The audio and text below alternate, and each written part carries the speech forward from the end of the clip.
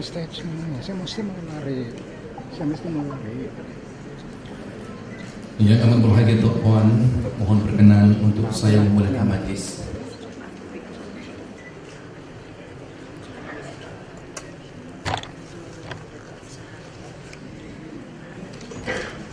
A'udzu billahi samil alim minasyaitonir rajim. Bismillahirrahmanirrahim. La yadurru ma'a ismihi syai'un fil ardi wa la fis samaa'i wa huwas samiul alim. Alhamdulillahi rabbil alamin wassalatu wassalamu ala asyrafil anbiya'i wal mursalin wa ala alihi wa ashabihi ajma'in wa man tabi'ahum bi ihsanin ila yaumiddin. Yang bahagia Tuan Puan Datuk Seri Panglima Dr. Haji Nurhalilah binti Tan Sri Datuk R.M. Jasni, yang berhormat Datuk Seri Panglima Haji Muhammad Syafi'i bin Haji Afdal, Ketua Menteri Sabah, dan yang amat bahagia Datuk Seri Panglima Haji Suryani binti Datuk Haji Syuaib, yang berhormat Datuk Haji Aini bin Haji Mukhtar, Menteri Undang-Undang dan Hal Ehwal Anak Negeri, dan yang berbahagia Datin Haji Faridah binti Haji Muhammad.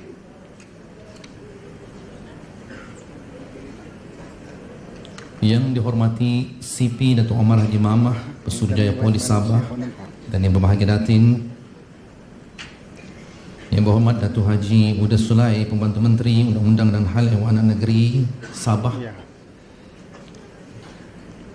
yang berbahagia Datuk Haji Seri Panglima Dr. Haji Hasbullah Haji Muhammad Taha, yang di-Pertua Majlis Agama Islam Sabah, dan yang berbahagia Datin Seri Panglima Haji Salmah binti Haji Abdul Rahman, yang berbahagia Timbalan yang di-Pertua MUIS, serta yang berbahagia Datin yang berhormat Datuk Hajah Azizah Datuk Seri Panglima Muhammad Dun, Ahli Parlimen Beaufort, yang berbahagia ahli majlis tertinggi Majlis Agama Islam Sabah,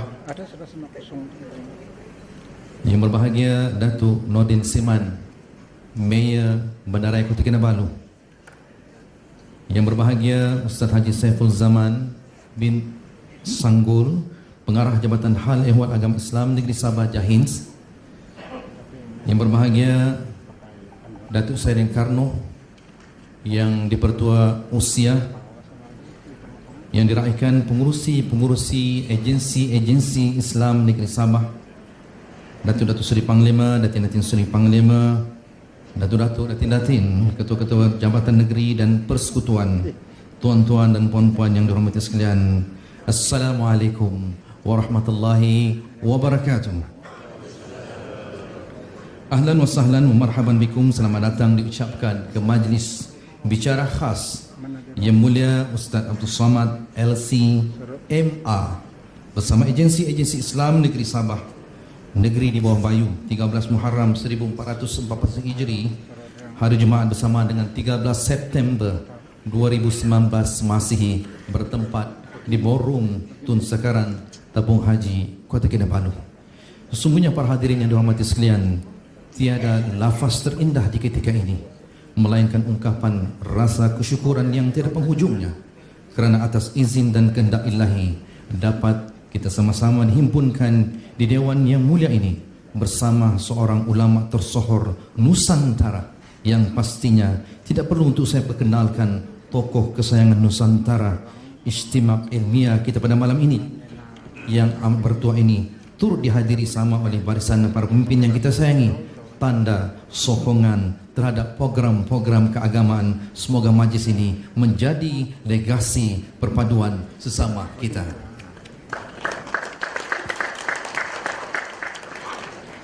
Yang amat berbahagia Tok Puan, yang amat berhormat dan yang amat berbahagia Datuk-datuk hadirin yang dihormati sekalian, majlis bicara khas bersama dengan Ustaz Abdul Samad ini akan diadakan dengan dua sesi, iaitu sesi yang pertama sesi ceramah, manakala sesi yang kedua adalah sesi anda tanya, Ustaz Abdul Samad akan jawab insya-Allah. Untuk itu mohon mana-mana yang ingin mengajukan sebarang soalan agar dapat dikemukakan kepada pihak Rustia untuk dipanjangkan kepada Yang Mulia Ustaz Abdul Samad, dan dalam masa yang sama pihak penganjur memohon kerjasama hadirin untuk tidak mengajukan soalan-soalan yang boleh menyentuh sensitiviti perpaduan ummah yang telah kita sepakati sekian lama. Maknanya pengajur tidak akan melayan sebarang soalan-soalan yang seumpama ini. Baiklah, hadirin yang dirahmati sekalian, saya kira kita semua sudah amat teruja untuk mendengar sentuhan ilmiah ulama kesayangan Nusantara ini. Hadirin yang dirahmati sekalian, Majlis Ugama Islam Sabah dengan kerjasama Jabatan Hal Ehwal Agama Islam Negeri Sabah dengan penuh ta'zimnya menampilkan buat anda sekalian yang mulia Ustaz Abdul Samad LCMR. Falyatafaddal mashkur. Tapi tidak kasih sedikit saja nanti Pak. Tidak dapat sudah ini selang angkat-angkat mau bawa Pak. Sudah jalan. Kalau ya lagi pun kalau kita dapat sedikit saya belum kami sedikit. Ya oke. Oke, kalau harus ya sama saya di mana ini sama-sama tengah dia punya pandai di mana mau kau arah ya mau di gambar yang di tengah tuh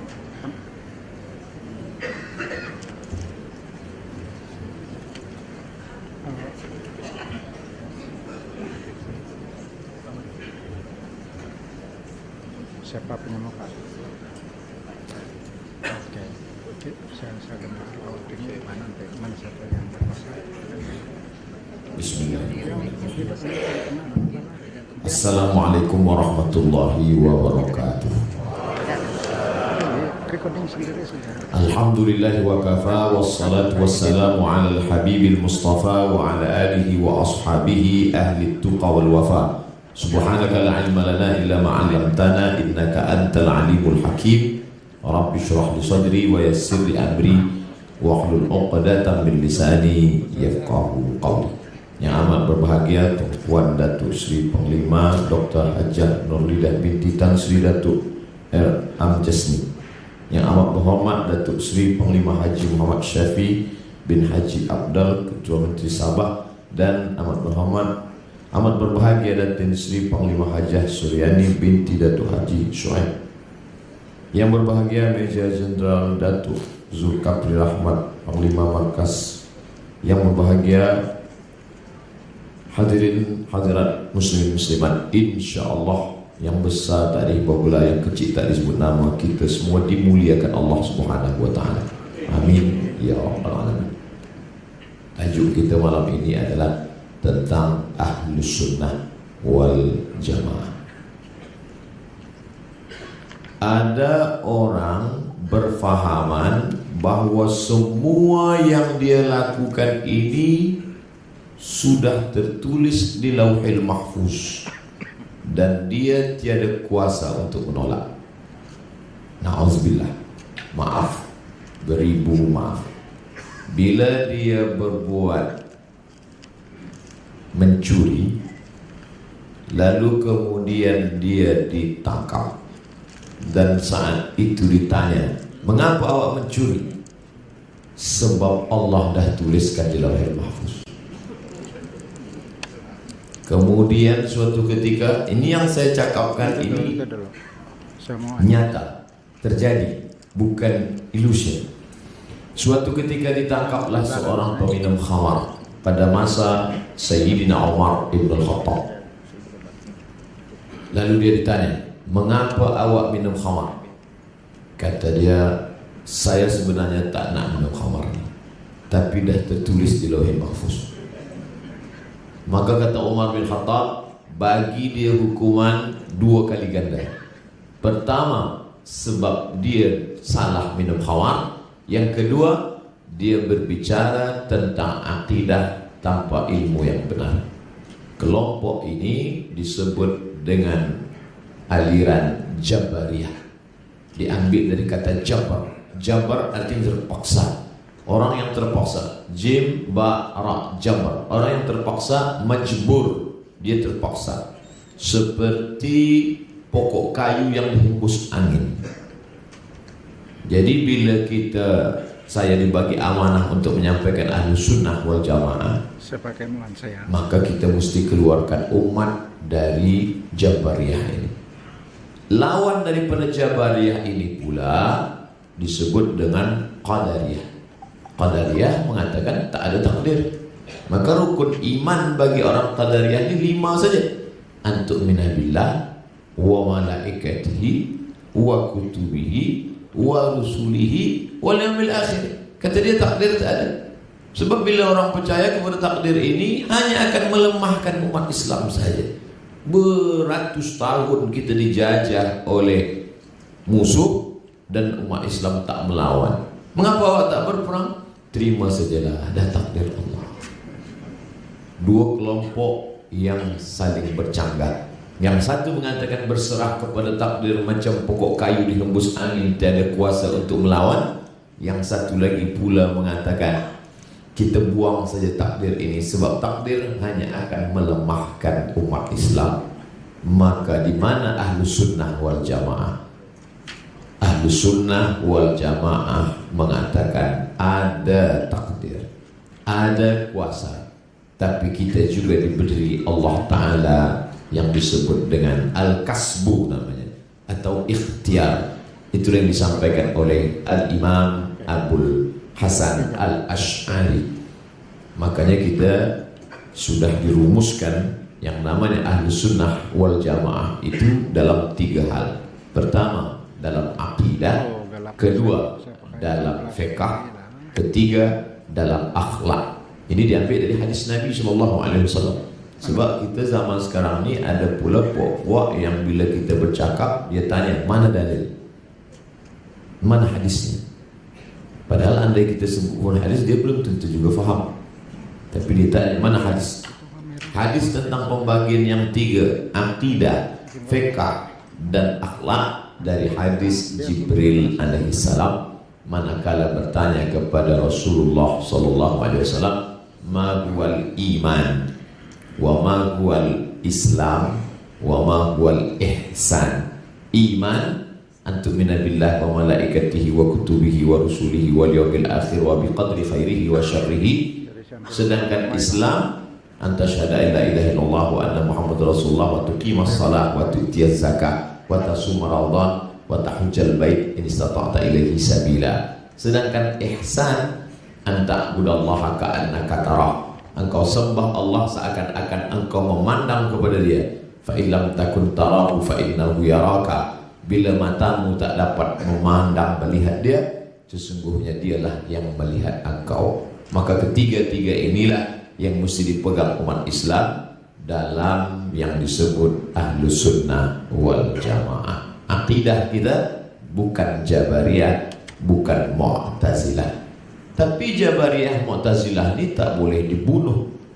Orangnya mungkin boleh ditangkap, tapi idea, pemikiran dia maka berkembang di university, di YouTube, di internet. Dia sampaikan ini.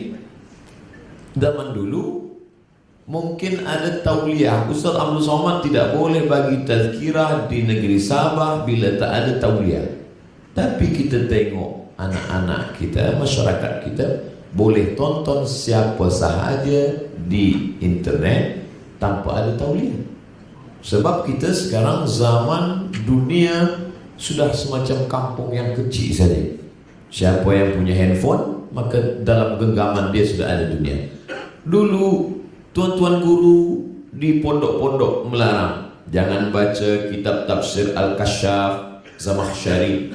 Kalau nak ambil balaghah bahasa sastranya okey, tapi nanti takut pemikiran rosak disebabkan akidah dia Mu'tazilah. Tapi zaman sekarang mana kitab buku yang paling kita larang? Saya pensyarah di Universiti Islam Sultan Syarif Qasim. Bila saya cakap di kelas, jangan baca buku ini, pelajar akan bertanya, buku apa Ustaz? Buku ini. Dia tanya tu, dia nak cari buku tu. Maka bila kita larang, sebenarnya saat itu kita sedang iklankan. Oleh sebab itu bila malam ni saya cakap yang paling berbahaya adalah Mu'tazilah, kerana tak percaya kepada takdir. Bahaya Mu'tazilah dia mengatakan Allah tidak tahu apa yang terjadi esok pagi, sebab tak ada takdir. Sedangkan bahayanya Jabariyah, semua kesalahan dilimpahkan kepada Allah Subhanahu wa taala. Sedangkan kita Ahlus Sunnah wal Jamaah percaya bahwa Allah menetapkan takdir, tapi ada kuasa bagi manusia yang disebut dengan al-kasbu atau ikhtiar. Saya memang ditakdirkan untuk bicara di hadapan orang-orang mulia malam ini.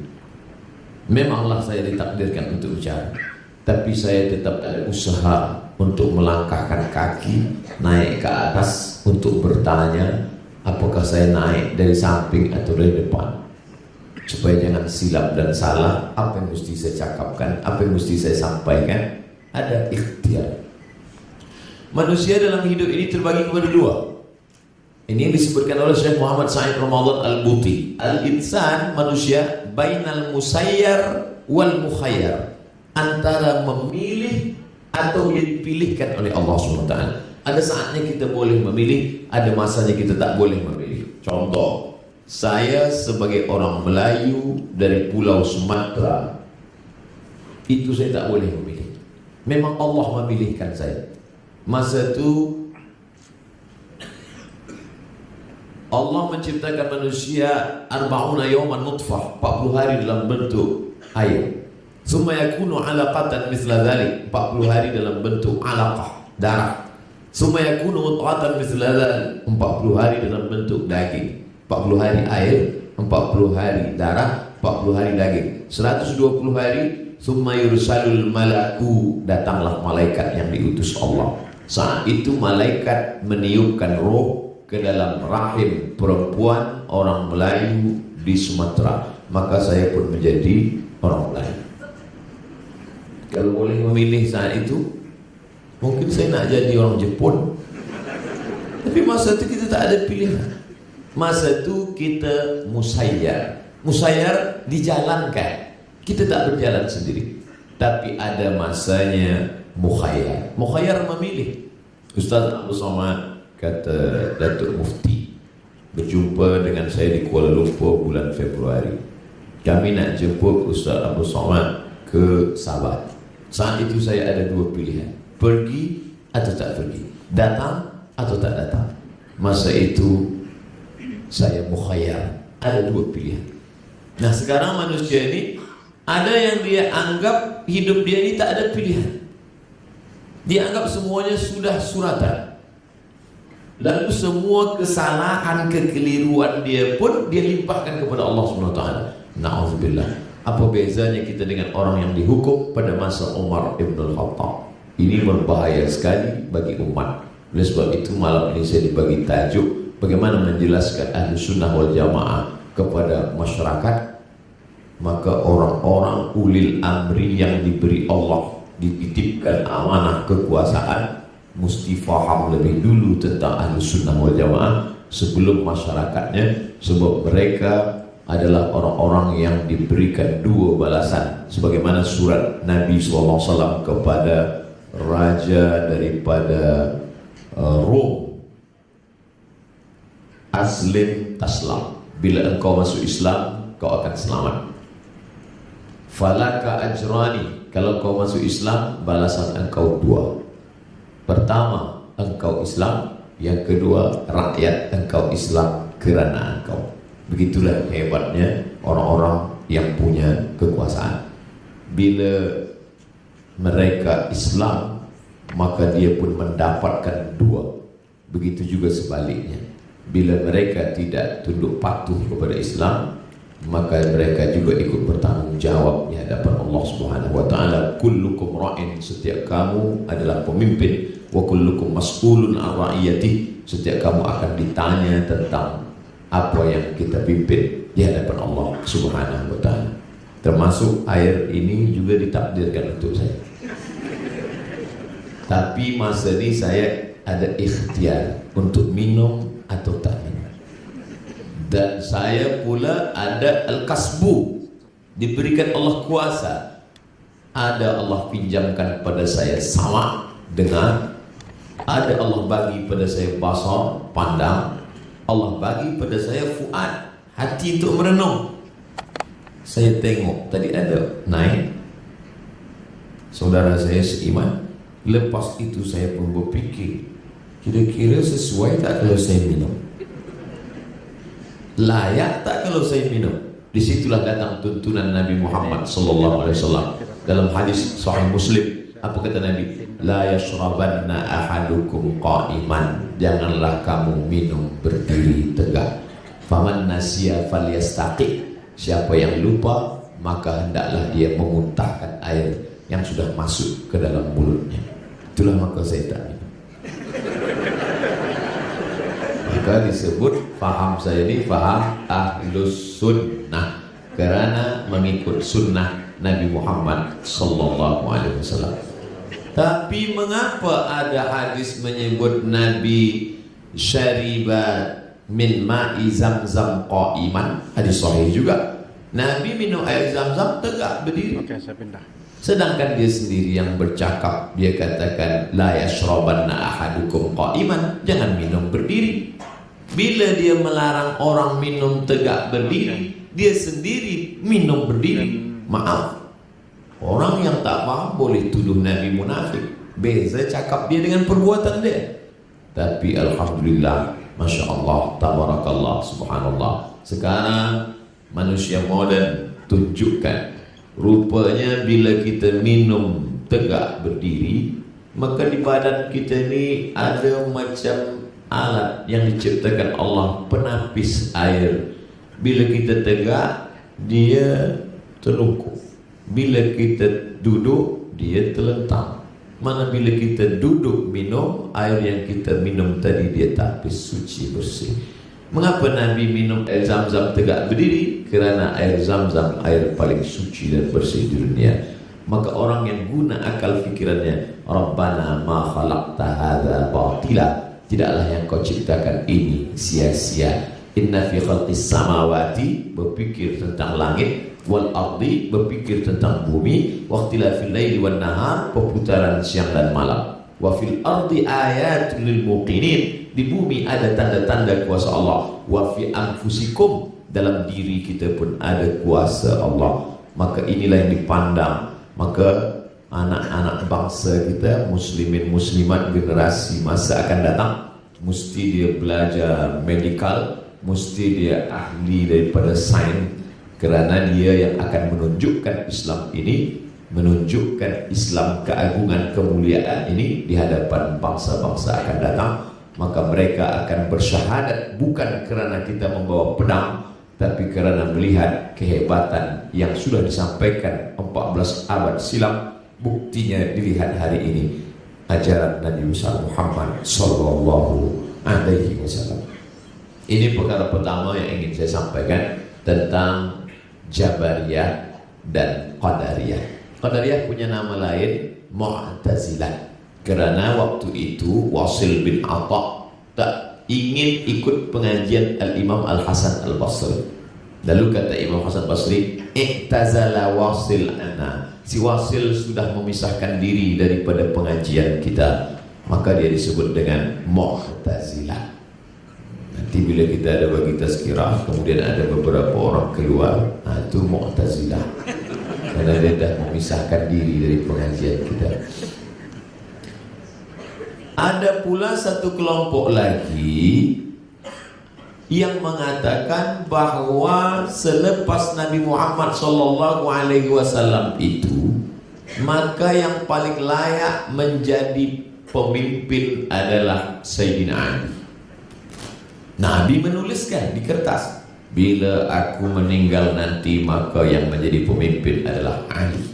Kalau Ali meninggal digantikan oleh Sayyidina Hasan. Hasan meninggal digantikan Sayyidina Husain. Husain meninggal digantikan oleh Sayyidina Zainal Abidin. Zainal Abidin meninggal digantikan Muhammad Al-Baqir. Muhammad Al-Baqir meninggal digantikan oleh Ja'far Shadiq. Ja'far Shadiq meninggal digantikan oleh Musa Al-Kazim. Musa Al-Kazim meninggal digantikan oleh Ali Ridha, sampailah pada imam yang ke-12. Maka disebut kelompok ini dengan Syiah Imamiyah Ithna Asyariyah. Mengapa disebut Imamiyah? Karena dia wajib beriman imam. Ithna 2, Asyar 10, Ithna Asyariyah imam 12. Sampai hari ini masih lagi ada. Jabariyah pemikirannya saja, negara tak ada. Mu'tazilah, Qadariyah pemikiran saja, negara tak ada. Tapi Imamiyah ada yang dah jadi negara. Iran, lalu kemudian Suriah, lalu kemudian sebagian daripada Lebanon, Lebanon, lalu kemudian sebagian daripada Yaman. Maka dia menjadi kekuatan politik yang luar biasa. Takut kepada Jabariyah hanya setakat pemikiran. Khawatir kepada Mu'tazilah hanya sebatas buku. Orang tak boleh paksakan. Tapi ini menjadi kekuatan yang luar biasa. Alhamdulillah, Malaysia, saya baca dalam salah satu fatwanya melarang kekuatan, dilarang dengan kekuatan. Tidak boleh dilarang dengan tazkirah dan ceramah. Mesti ada orang yang berkuasa dengan kekuasaan. Sebab kalau tidak, maka ada setidaknya 5 perbezaan kita dengan Syiah yang bukan ahlu sunnah wal jamaah.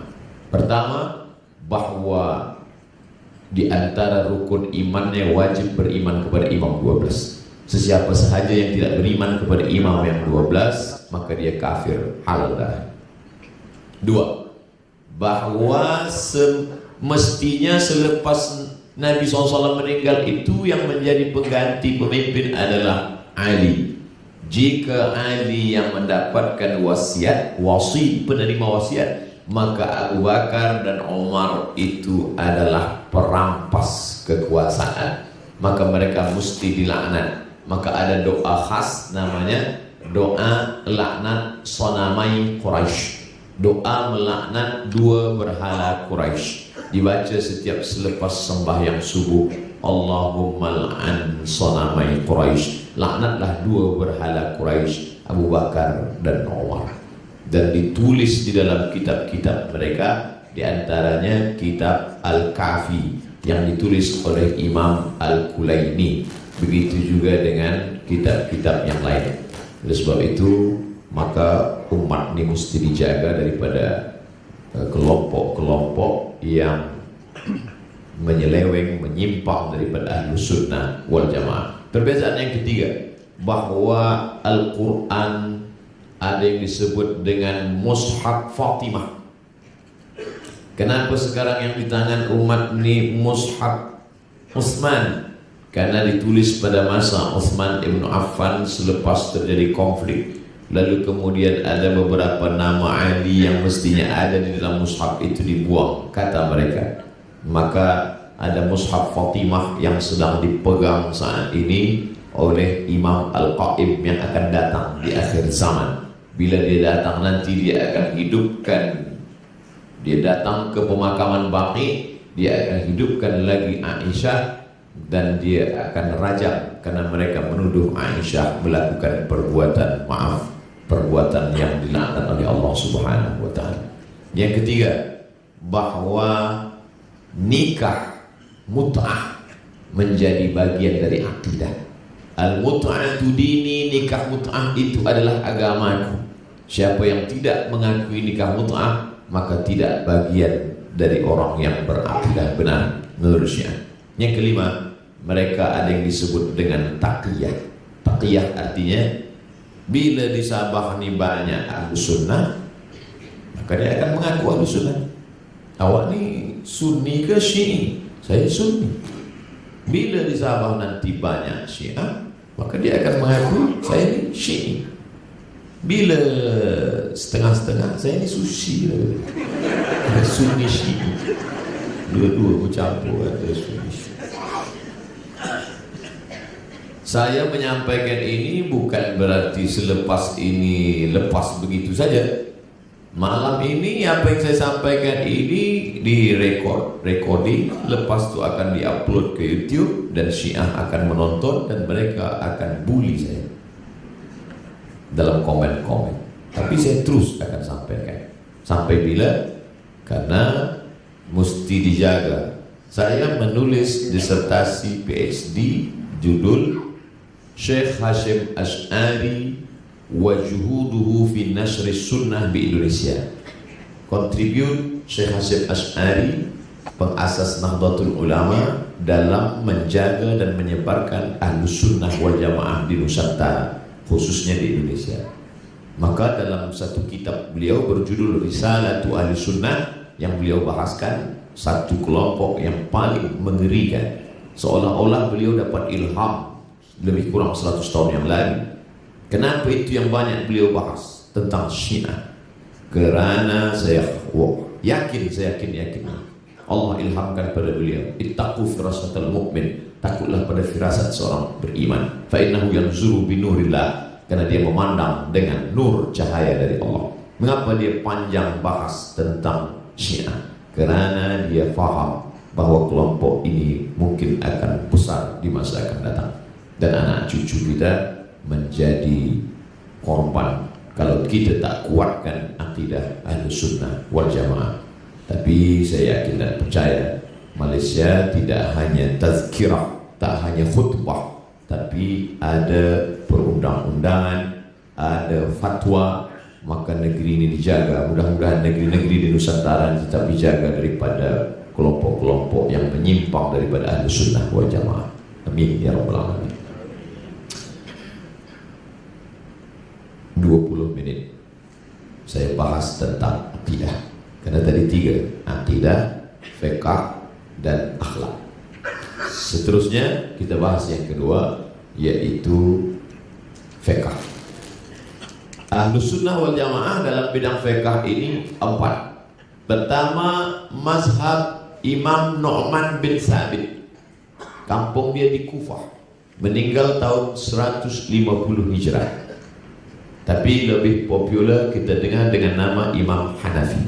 Yang kedua, Malik bin Anas. Makam dia di Baqi, samping Masjid Nabawi, meninggal tahun 179 Hijrah.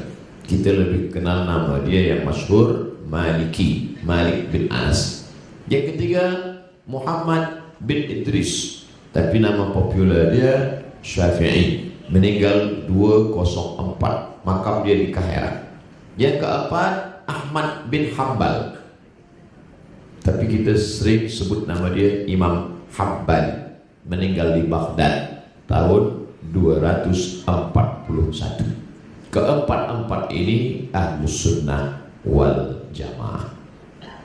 Bila esok pagi saya diminta menjadi imam subuh, bukan saya nak minta jadi imam, tak, saya bila diminta jadi imam subuh, saya pun maju jadi imam. Allahu Akbar. Bismillah, saya baca sir. Bismillahirrahmanirrahim. Alhamdulillahi Rabbil Alamin, Ar-Rahmanir-Rahim, Malik Yawmiddin. Lepas itu habis, saya pun baca ayat. Lepas baca ayat, selesai rakaat pertama, naik rakaat kedua. Lepas rakaat kedua bangkit, Sami'allahu liman hamidah, Rabbana lakal hamdu bil samawati wal ardi wal masjid syai'in ba'd. Lepas itu saya terus saja sujud, Allahu Akbar. Maka menurut 4 mazhab tadi masih Ahlus Sunnah wal Jamaah, masuk dalam mazhab Hambali. Kerana mazhab Hambali basmalah dia sir dan tiada pakai kunut subuh, masih Ahlus Sunnah wal Jamaah. Tapi dalam masalah itu saya menimbulkan fitnah, kerana majoriti masyarakat Sabah bermazhab Syafi'i, ulama yang datang bermazhab Syafi'i. Maka kedatangan saya ke Sabah menimbulkan fitnah. Tak semua orang mengerti mazhab Hambali. Selepas sembahyang, Assalamualaikum warahmatullahi wabarakatuh, sebagian jamaah dia ulang balik. Kenapa awak ulang? Nampaknya Ustaz Somad tak Ahlus Sunnah wal Jamaah. Sebab bagi mereka Ahlus Sunnah adalah yang membaca kunut subuh. Ustaz Somad sendiri bila sembahyang masjid di Riau dekat rumah, macam mana? Saya baca jahar, Bismillahirrahmanirrahim. Alhamdulillahirabbil alamin. Meskipun dulu masa di Maghribi, guru-guru kami bermazhab Maliki. Saya di Maghribi tahun 2004 hingga 2006. Bila saya bawalah yang saya pelajari dulu di Maghribi itu ke kampung saya di Riau, saya bawa sembahyang subuh di Riau, subuh macam mazhab Maliki. Tangan lepas ke bawah, Allahu Akbar. Basmalah tak ada sama sekali. Kalau Syafi'i, Bismillahirrahmanirrahim. Kalau Hambali, kalau Maliki tak ada basmalah. Terus saja Alhamdulillah. Alhamdulillahirabbil alamin. Kunut dia sebelum ruku. Lepas ayat yang kedua, Inna a'tainakal kautsar fasholli li rabbika wanhar. Inna syani'aka huwal abtar. Sebelum ruku dia senyap baca kunut. Kunut dia tak bersuara sama sekali. Kunut silent. Tak ada suara. Lepas tu baru ruku. Andailah saya bawa mazhab Maliki ni ke kampung halaman saya di Riau, Sumatera. Lepas sembahyang, jamaah semua berbisik. Siapa ni? ISIS. Sebab mereka tak faham, menimbulkan fitnah. Oleh sebab itu saya selalu mengajak para ustaz, manhaj yang paling salim dalam masalah ini adalah manhaj Al-Azhar. Karena di Azhar semua kami pelajari. Belajar Hanafi, belajar Maliki, belajar Hambali, belajar Syafi'i. Tapi dalam mengamalkan, kami lebih condong kepada mazhab Syafi'i. Kita tidak menyatakan satu mazhab saja kemudian yang lain kita katakan tak ahlu sunnah wal jamaah. Tapi dalam mengamalkan, sebab masyarakat ini dia sudah busy dengan berbagai macam problem. Dia di office ada banyak masalah, balik traffic dia juga masalah, ada jam. Lepas itu dia nak pergi ke surau, dia nak mengaji, nak tenangkan hati. Tapi ternyata di masjid pun ada jam mazhab juga.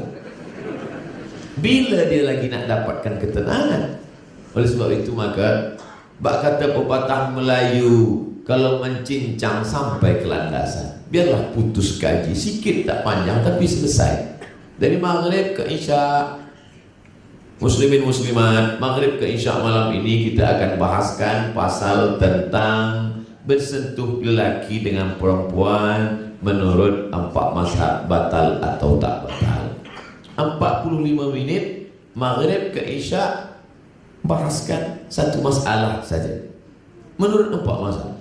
Aula mastumun nisa, kamu menyentuh kulit perempuan. Menurut mazhab Hanafi, menyentuh kulit di situ bukan kulit bersentuh. Maknanya maaf, maknanya jima. Bila dia menyentuh kulit saja tak batal. Sebab Al-Quran bahasa dia bahasa lembut, bahasa halus, bahasa adab. Tak layak dalam kitab suci dia cakapkan yang tak baik. Maka makna menyentuh kulit di situ bila bersentuh kulit tak batal. Sedangkan menurut mazhab Syafi'i, memanglah kulit bersentuh. Bila kulit bersentuh lelaki perempuan tak mahram, batal. Sedangkan mazhab Maliki, bila ada syahwat, batal. Bila tak ada, maka tak batal. Tapi dalam masalah ini, saya lebih condong kepada mazhab Syafi'i. Selepas kita jelaskan begini menurut Hanafi, begini menurut Maliki, begini menurut Syafi'i, ini dalil Hanafi, ini dalil Maliki, ini dalil Syafi'i, tapi dalam pengamalan sehari-hari saya lebih condong pada mazhab Syafi'i. Mengapa Ustaz condong pada mazhab Syafi'i? Sebab saya dari kecil bawa itu saja. Oh, kalau begitu tak mengikut pada dalil. Kalau saya pakai mazhab Maliki, mazhab Maliki bersentuh tak bersentuh, tak batal bersentuh. Bila tak ada syahwat, tak ada nafsu, tak batal. Okey, saya sentuh, pergi walimah perempuan nikah. Selamat, barakallahu lakum wa baraka alaikum wa jama'a bainakum fi khair. Kena ujung tangan mempelai perempuan. Lepas tu saya pun sembahyang zuhur. Allahu Akbar. Ustaz tak ada wuduk lagi ke? Tidak. Tadi sentuh tangan perempuan dia, saya tak ada nafsu lah. Saya tak ada syahwat. Kata setan, ada sikit. Saat itulah dia masuk dari pintu yang kecil. Tapi bila saya ambil wuduk balik, saya ulang balik wuduk bersih. Alladzi yuwaswisu fi sudurin nas minal jinnati wan nas. Dia berbisik, hai Abdul Somad, engkau tadi ada nafsu sikit. Tak ada, aku dah wuduk balik. Aku dah ulang wuduk bersih.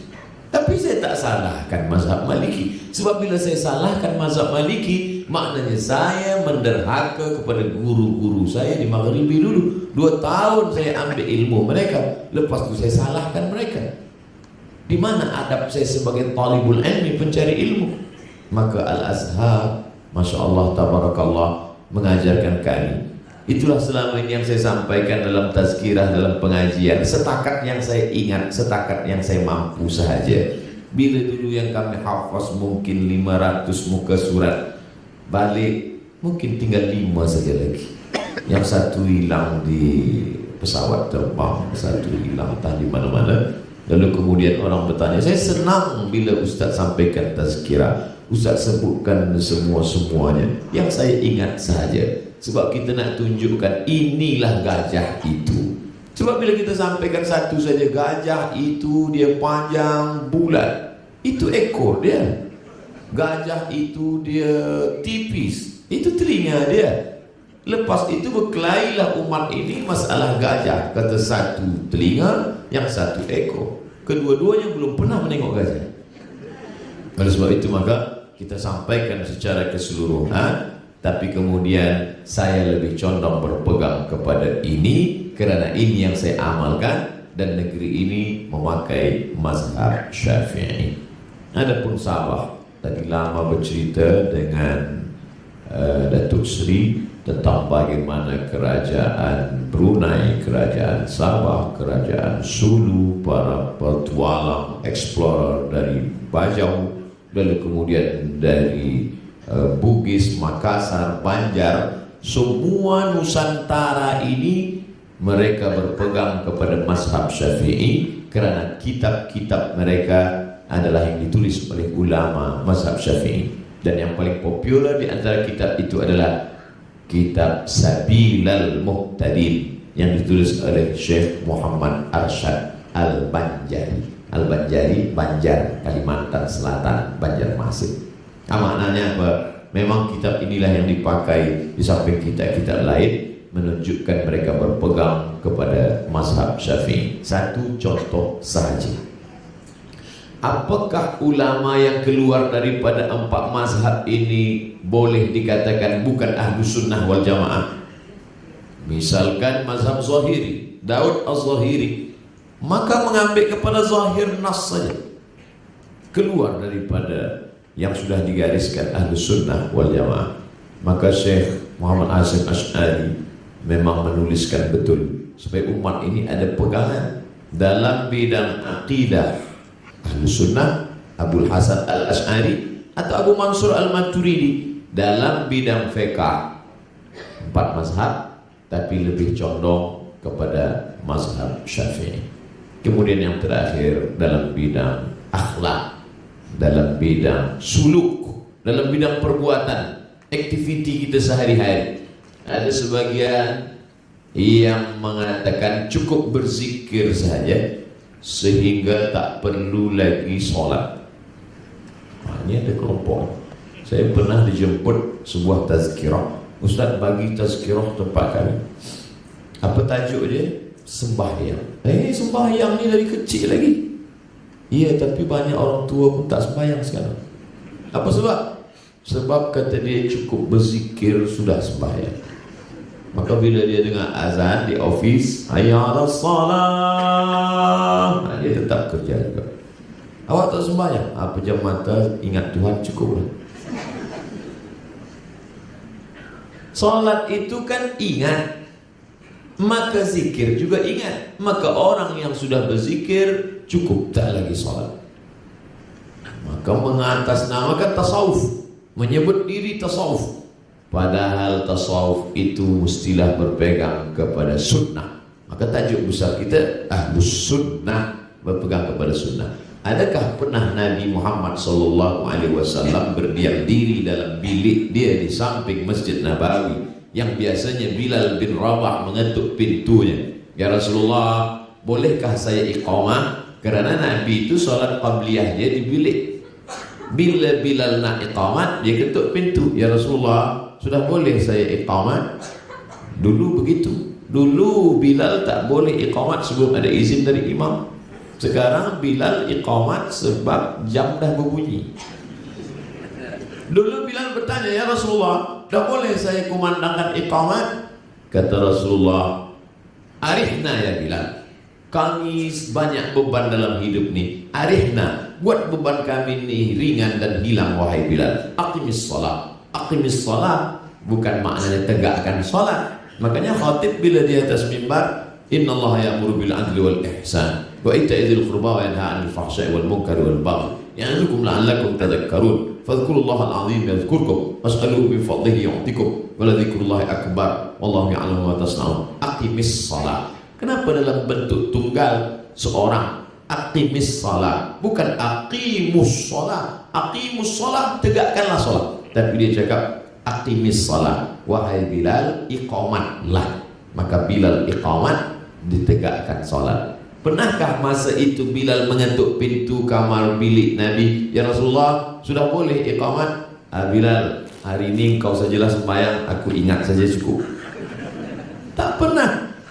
Nabi meninggal hari Isnin, hari Rabu 5 hari menjelang meninggal, Khamis, Jumat, Sabtu, Ahad, Isnin. Hari Rabu Nabi sakit kepala, sakit keras. Kemudian datang sahabat membawakan air dalam kerbah, lalu kemudian disiramkan ke wajah Nabi.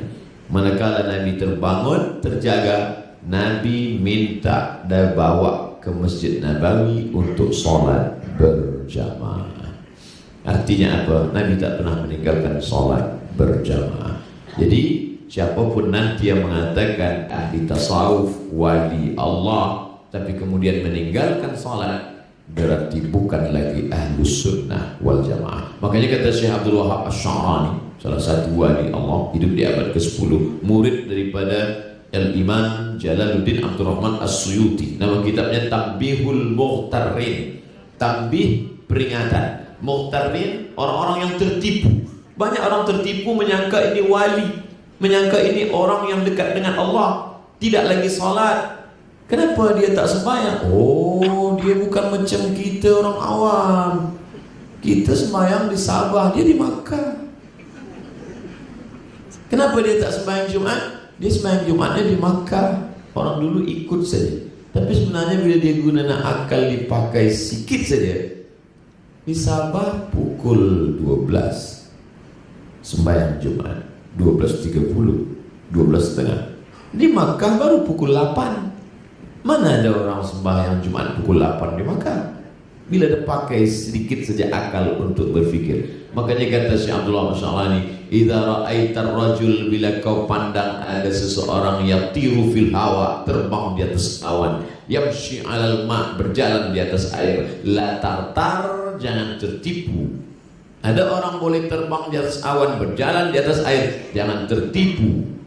Tapi pandanglah bagaimana istiqamah dia dalam menjalankan sunnah Rasulullah Sallallahu Alaihi Wasallam.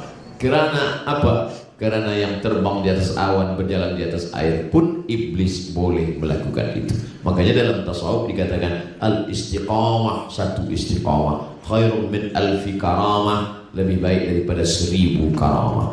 Hari ini kita melihat orang menamakan diri tasawuf, sufi, tapi yang dicari bukan istiqamah. Ikut tasawuf, zikir, yang dicari bagaimana nak kebal, kemudian boleh berjalan di atas air, boleh terbang. Bila nak terbang tak usah ikut tasawuf, elok ikut Batman, Spiderman. Orang bertasawuf diambil dari kata safa. Tasawuf artinya safa, man safa qalbuhu lillah, mensucikan hati. Tasawuf dari kata safa, suci hatinya. Makanya Imam Al-Ghazali memiliki jawatan tertinggi sampai kepada induk segala ulama yang ada di Rai masa itu, dan dekat dengan Sultan Nizamul Muluk diangkatlah beliau menjadi rektor di University An-Nizamiyah.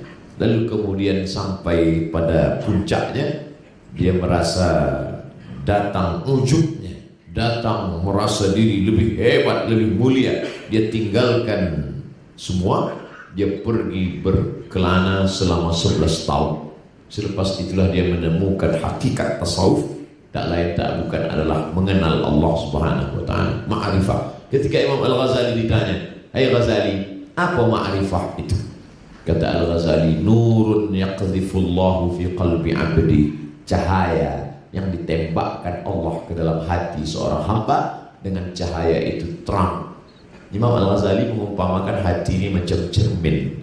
Kalau cermin bersih, maka kita boleh nampak sekeliling, karena cermin memantulkan apa yang ada sekeliling nampak. Bila satu dosa, cermin hitam. Satu dosa, 2 titik hitam. 3 dosa, 3 titik hitam. Dosa, cermin menjadi hitam.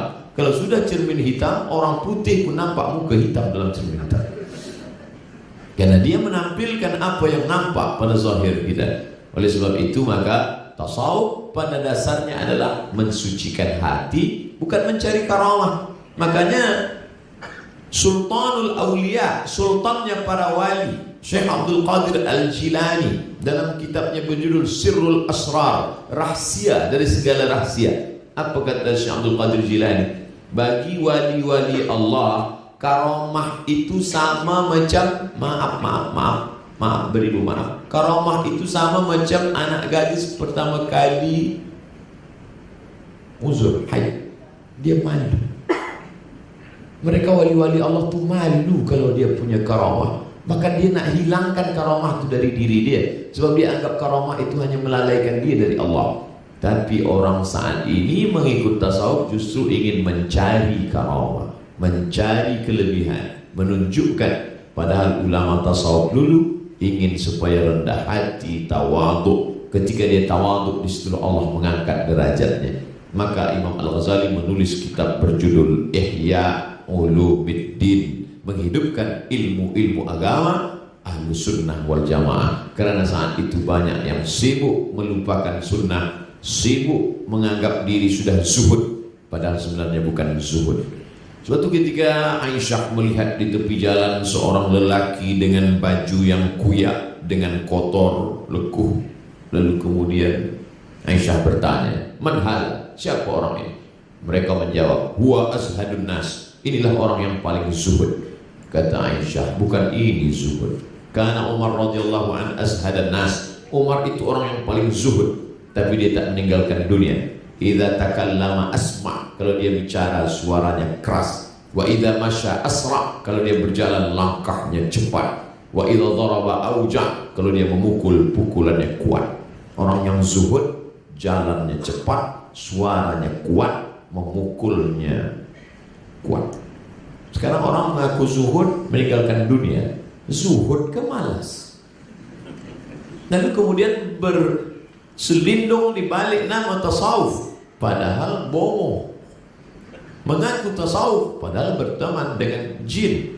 Disangka orang karamah, dan tidak. Makanya mesti kita jelaskan kepada umat antara waliur rahman dengan walius syaitan. Apakah ini wali Allah atau wali syaitan? Dalam kitab Al-Lumah, Lumah artinya cahaya, ditulis oleh Imam Saraj At-Tusi. Suatu ketika seorang ulama mengajak muridnya menjumpai seorang wali. "Wahai murid-murid, ayo kita ke masjid, kita nak jumpa wali Allah." "Baik Tuan Guru." Mereka pun pergilah ke masjid. Sampai di masjid, berjumpalah dengan orang yang dikatakan wali tadi.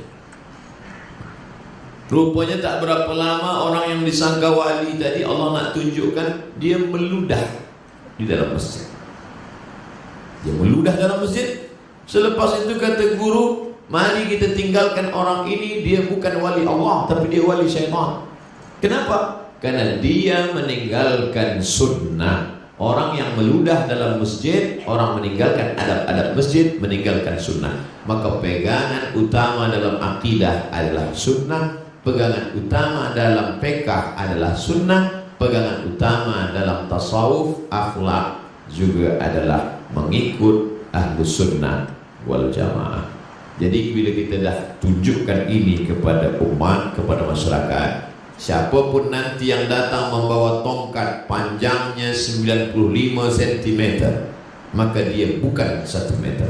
Karena kita dah sepakat bahwa yang 1 meter itu adalah 100 cm, bahwa kurang daripada itu bukan. Jadi standar utama dalam berakidah, dalam fiqh, dalam tasawuf adalah Ahlus Sunnah wal Jamaah. Selama dia berpegang pada sunnah, ikut. Kalau dia sudah keluar daripada sunnah, maka tidak kita ikut. Kalau meludah dalam masjid saja mengeluarkan orang dari wali Allah kepada wali syaitan, bagaimana dengan orang yang minum khamar, orang yang tak menutup aurat, lalu disangkakan sebagai wali Allah? Jelas-jelas dia minum khamar, tapi masih dikatakan wali. Itu siapa? Guru saya. Tapi dia minum khamar. Khamar yang awak tengok itu bila dah sampai ke leher dia berubah menjadi zam-zam. Ini jahil. Jahil. Oleh sebab itu dalam bidang tasawuf kita berpegang kepada tasawuf Imam Junaid Al-Baghdadi dan Imam Abu Hamid Al-Ghazali. Dalam bidang akidah Abu Mansur Al-Maturidi, Abu Hasan Al-Ash'ari. Dalam bidang fiqh Hanafi, Maliki, Syafi'i, Hambali. Dalam bidang tasawuf Abu Hamid Al-Ghazali dan Junaid Al-Baghdadi. Mengapa? Mereka ini kan datangnya selepas Nabi meninggal. Mengapa kita tak ikut Abu Bakar, Umar, Utsman, Ali, Thalhah, Zubair, Aisyah? Karena mereka yang menyusun secara sistematik. Mereka menyusun secara manhaj, memiliki manhaj yang baik. Selepas Nabi Muhammad SAW, mereka tulis kitab sempurna, tapi mereka tidak menambah-nambah agama. Agama sudah sempurna, tapi mereka menyusun begitu indah dan baik. Inilah yang kita ajarkan kepada umat hari ini. Jadi tidak lagi tazkirah am saja, tapi tazkirah tak keluar daripada 3. Hari Isnin, malam Selasa, akidah. Sifat 20, wujud tidak baqa, mukhalafatul hawadits, diamuhum nafsi wa dan yakutur nur ilmul hayat sama pasal kalam. Hari Selasa, malam Rabu, mengkaji masalah fiqh dari mulai taharah sampai wudu, sampai tayamum, sampai salat, sampai zakat, haji. Dalam masalah akidah, dalam masalah tasawuf diawali dari takhalli. Takhalli menghilangkan penyakit hati. Hati kita ini banyak penyakit, takhalli dihilangkan. Riya menunjukkan amal. Semua amal nak tunjukkan. Dulu orang menyimpan amal, sekarang semua tunjuk. Sampai tahajud pun nak streaming juga. Semua nak tunjukkan. Berdoa. Dulu orang berdoa menghadap ke Kaabah. Ni Kaabah berdoa. Sekarang tak, Kaabah di belakang. Semua nak tunjukkan pada semua manusia. Mengajak, okey, tak masalah. Tapi ketika menceritakan amal, maka yang pertama kali dalam tasawuf takhalli, kosongkan hati daripada riya, sum'ah, memperdengarkan amal, kosongkan hati daripada takbur, kosongkan hati daripada nifaq, munafik, kosongkan hati daripada kufur. Setelah hati tadi kosong, barulah tahalli, diisi dengan zikir, diisi dengan syukur, diisi dengan ridha, diisi dengan tawakal. Setelah dia berisi, barulah tajalli. Tajalli bukan lagi usaha kita, tapi pemberian anugerah dari Allah Subhanahu wa ta'ala. Sama seperti kita ada cawan. Cawan ini kotor, banyak debu, ada sampah. Maka yang pertama kali kita lakukan bukan menuangkan air zam-zam ke dalam cawan. Menuangkan air zam-zam ke dalam cawan yang kotor, cawan tak berubah menjadi bersih, air zam-zam pula menjadi kotor. Tapi langkah pertama adalah takhalli, kosongkan cawan dari sampah. Selepas kita bersihkan, barulah tahalli, tuangkanlah air zam-zam. Setelah tahalli, barulah tajalli. Tajalli Allah yang memberikan rasa. Selepas itu barulah minum air zam-zam. Allahumma inni as'aluka ilman nafi'an wa rizqan wasi'an wa shifaan min kulli da'in wa saqamin birahmatika ya arhamar rahimin. Terasalah dia bagaimana manisnya iman, terasalah dia bagaimana lezatnya air zam-zam. Tajalli adalah pemberian dari Allah Subhanahu wa ta'ala. Ahlus Sunnah wal Jamaah tak keluar dari yang 3: akidah, fiqh atau syariat, dan akhlak. Dalam bidang akidah Abu Mansur Al-Maturidi, Abu Hasan Al-Ash'ari. Dalam bidang fiqh, Hanafi, Maliki, Syafi'i, Hambali. Dalam bidang tasawuf, Abu Hamid Al-Ghazali dan Junaid Al-Baghdadi. Para ulama sudah menyusun ini, diterjemahkan ke dalam bahasa Melayu, lalu kemudian kita tinggal menyampaikan dan diamalkan. Maka kita jaga negeri ini tetap dalam naungan Ahlus Sunnah wal Jamaah, insyaallah. Amin ya rabbal alamin. Setelah saya sampaikan ini, apa kewajiban kita sesuai dengan kemampuan kita masing-masing. Bila kita seekor gajah, bawalah satu kayu yang besar. Tapi bila kita hanya seekor semut, bawalah sebutir gula. Perumpamaan, Abdul Somad tak ada kuasa apa-apa, maka Abdul Somad kemana-mana bawa sebutir gula saja. Kalau dia nak bawa kayu, patah tulangnya. Sedang satu gula yang dibawa ini pun banyak juga yang membuli di internet. Tapi bila kita ada kuasa, bila seekor gajah membawa sebutir gula, orang tersenyum. Awak ni gajah apa semut? Kenapa tak pakai kekuasaan yang dititipkan Allah sebagai amanah untuk menjaga Ahlus Sunnah wal Jamaah? Makanya Salahuddin Al-Ayyubi merubah masjid Syiah menjadi masjid Ahlus Sunnah wal Jamaah. Mana itu? Masjid Al-Azhar.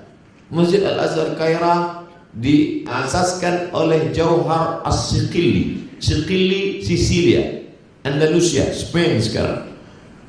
Bila saya sebut di kelas bersama mahasiswa, Sicilia, Cordova, Cordoba, mereka tak tahu. Tapi bila saya sebut Real Madrid, Barcelona, apa-apa, dekatlah itu, satu negeri yang sama. Betapa jauhnya pengetahuan pelajar-pelajar kita hari ini pada negeri yang sama. 700 tahun umat Islam berkuasa, kekuasaan begitu hebat. Oleh sebab itu, selama ada orang-orang yang amanah, yang diberikan Allah kekuasaan, makanya kata Imam Ahmad bin Hanbal, seandainya engkau punya doa yang makbul, tapi doamu cuma satu, jangan minta istri salihah, karena tak mungkin berbagi dengan orang lain. Tapi mintalah pemimpin yang adil. Sebab bila dapat pemimpin adil, Ahlus Sunnah wal Jamaah tegak. Masjid Al-Azhar berubah menjadi Masjid Ahlus Sunnah karena pemimpin adil Salahuddin Al-Ayyubi. Banyak orang yang mencela tasawuf. Tasawuf tidak mengajarkan jihad. Tasawuf hanya berzikir saja. Orang lupa Salahuddin Al-Ayyubi yang membebaskan Palestina dari perang salib adalah orang yang mengkhatamkan kitab Ihya Ulumuddin Al-Ghazali. Kenapa Al-Ghazali tak bercerita tentang jihad? Kenapa Al-Ghazali tidak mengajak umat untuk berjihad? Al-Ghazali bercerita jihad yang lebih hebat. Jihad melawan hawa nafsu, hubbud dunia, cinta dunia, wa karahiyatul maut, takut mati. Segala punca maksiat hari ini berawal dari hubbud dunia, hubbud dunia, hubbud dunia. Cinta kepada dunia, cinta kepada harta, cinta kepada kuasa, cinta kepada syuhrah, cinta kepada populariti, cinta kepada segalanya. Al-Ghazali membersihkan itu semua dari hati Salahuddin Al-Ayyubi, sampai akhirnya Salahuddin Al-Ayyubi siap, dan dialah yang membebaskan Palestina. Bila ingin membebaskan Palestina hari ini, mesti ada hati seperti hati Umar bin Khattab, hati seperti Salahuddin Al-Ayyubi. Umar sudah berbuat, Salahuddin sudah berbuat. Yang ketiga siapa?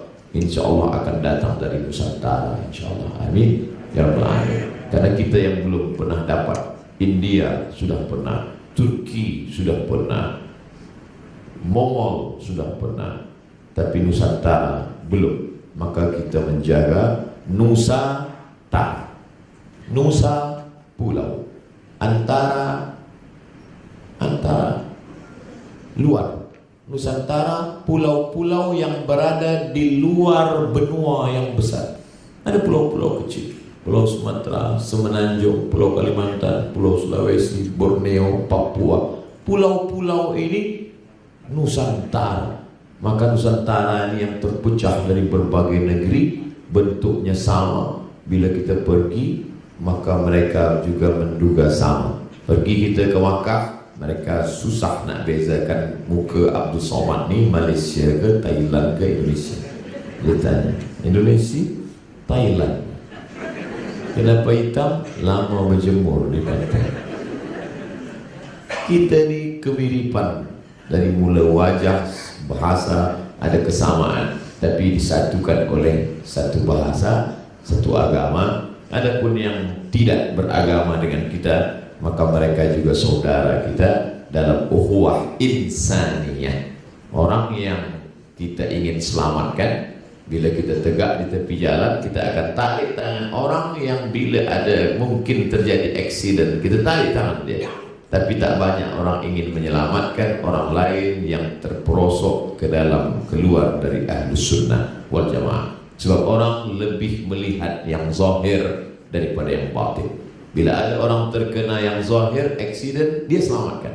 Tapi bila ada orang yang accident batin yang tak nampak, faham apapun yang merusak kepalanya, dia biarkan. Maka tajuk malam ini, mudah-mudahan kita terselamat dalam 3 hal: akidah, fiqh, dan tasawuf, tazkiyatun nafs, pensucian hati. Saya mulai tadi pukul 9 kurang suku, sekarang pukul 10 kurang suku, 60 minit.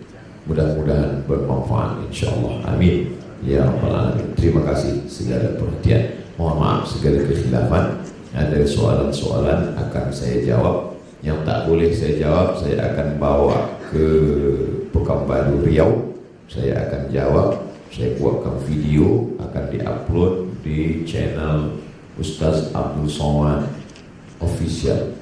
Jangan lupa subscribe, like, and share.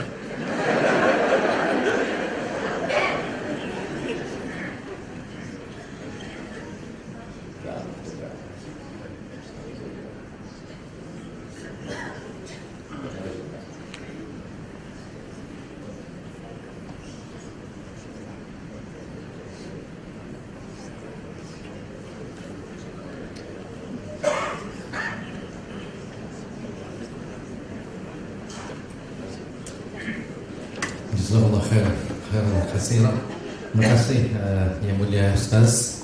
Baik tuan-tuan dan puan, seperti mana saya wawarkan tadi, kita ada 2 sesi. Satu sesi ceramah dan yang kedua kita buka sesi soal.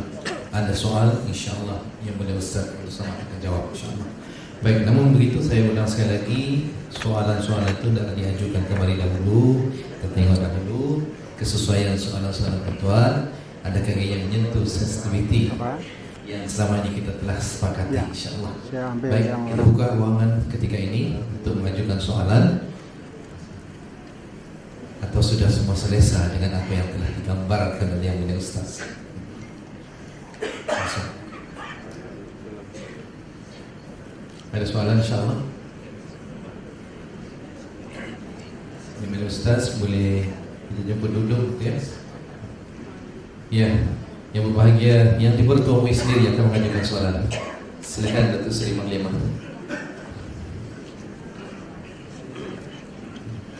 Mohon perhatian bagi mic. Datuk Seri boleh duduk saja di kursi. InsyaAllah kita santai-santai ijtima' ilmiah kita pada malam ini. Mohon perhatian, sediakan mikrofon.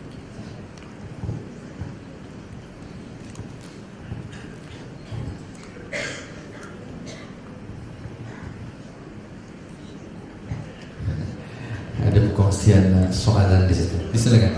Itu Seri yang menghormat.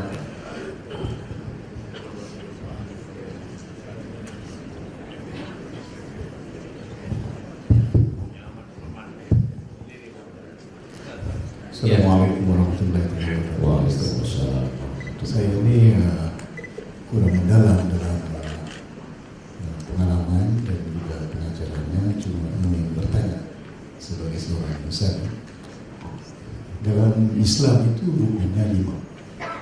Yang pertama itu kalimat syahadat. Asyhadu an la ilaha illallah wa asyhadu anna Muhammadar Rasulullah. Ya Tuhan sama mereka Allah Muhammad itu Rasulullah.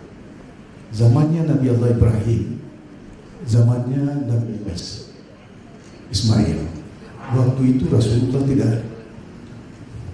Adakah waktu itu Islamnya berbeda, belum disempurnakan, ataupun ajaran Islam ataupun ajaran agamanya berbeda sebelum Rasulullah. Karena rukunnya Islam itu 5. Mungkin waktu zaman Nabi-Nabi dahulu ibadahnya kepada Allah Subhanahu wa Ta'ala itu berbeda-beda pengajarannya. Tapi di sini disempurnakan dengan diturunkan Nabi Sallallahu Alaihi Wasallam. Jadi saya nak tanya sih Ustaz, perbedaan dia zaman. Adakah waktu zaman itu Nabi Allah Ibrahim, Ismail tidak ada kesempurnaan Islamnya itu, ya, ataupun ajarannya berbeda-beda sehingga diturunkan masa zaman Nabi Muhammad SAW itu? Baik, yang amat berhormat Datuk saya, Nabi Adam berdoa ketika dia bertaubat, Rabbana zalamna anfusana wa illam taghfir lana wa tarhamna lanakunanna minal khasirin. Selepas itu Nabi Adam menambah doanya, Allahumma inni as'aluka bihaqqi Muhammad. Ya Allah, aku memohon kepada Engkau berkat Muhammad, antaghfirali, ampunkan dosaku. Adam menyebut Muhammad. Tentu setengah orang confused sebab Muhammad datang sesudah Adam. Dari mana Adam tahu Muhammad? Allah bertanya. Allah bertanya bukan Allah tak tahu, Allah Maha tahu. Tapi Allah nak bagi tahu pada sesiapa sahaja yang mengecilkan Muhammad. Maka Allah tanya, dari mana engkau tahu Muhammad ada, wahai Adam? Kata Adam, lama khalaqtani, ketika engkau ciptakan aku, wa nafakhta fi ruhi, kau tiupkan ruh ke dalam jasadku, rafa'tu ra'si, ku angkat kepalaku. Aku pandang ada tertulis nama Muhammad di samping nama. Nama itu tertulis di kaki-kaki tiang-tiang arsy.